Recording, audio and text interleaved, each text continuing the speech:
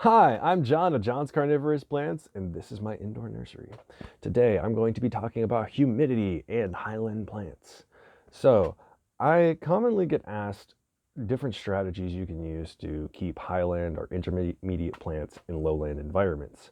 And unfortunately for me and most of my growing career, I've been in the lowland, which still I currently am. Because of that, I can kind of tell you very certainly that, yeah, the lower in elevation you go, the more difficult it becomes to keep a highland plant.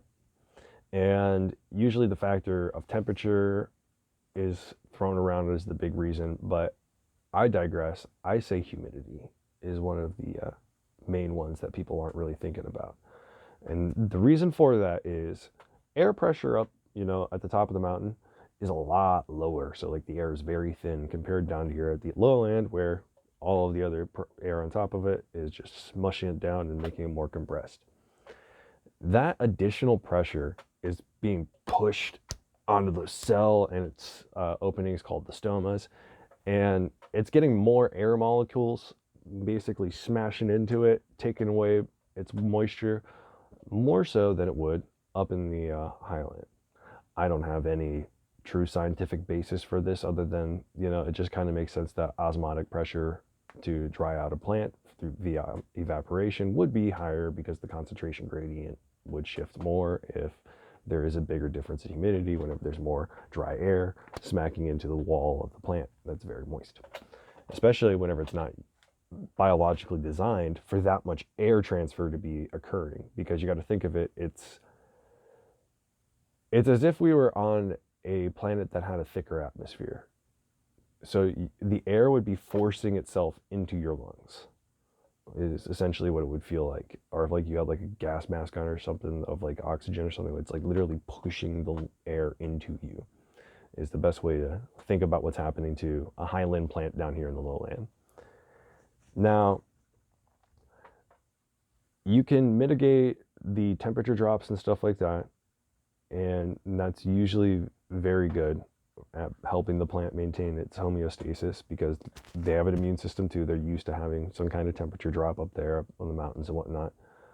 The point that I need to make is whenever those temperature drops would occur, there would also be a very large amount of dew because the forests that or areas that these plants occur in are very, very humid environments. So whenever the temperature drops, condensation. Whenever it condenses, these plants would get a bunch of moisture as well as a temperature drop. And I think that we've kind of missed in cultivation that they need a certain level of humidity at certain points of the day.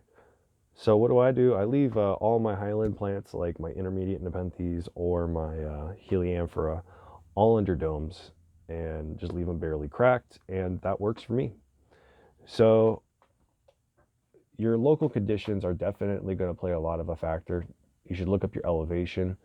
For me, I find 70-80% down here in the lowland where I'm at works the best.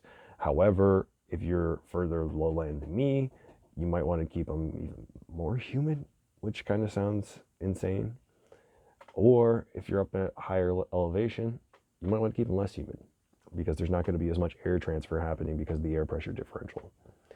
So keep that in mind. If you're trying to get into intermediate or highland plants, you might want to give it a little bit more humidity if you're in the lowland, maybe not as much as you think if you're in a higher elevation.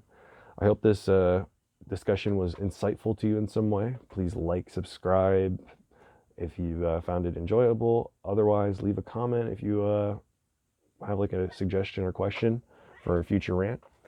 And if you want to talk plants, go to the Carnivorous Plant Discord. The link's in the description, as well as my website. There's also a link in the description for that as well if you want to buy a plant from me directly. Thank you so much for watching. Hope you enjoy, and see you on the next one. Goodbye.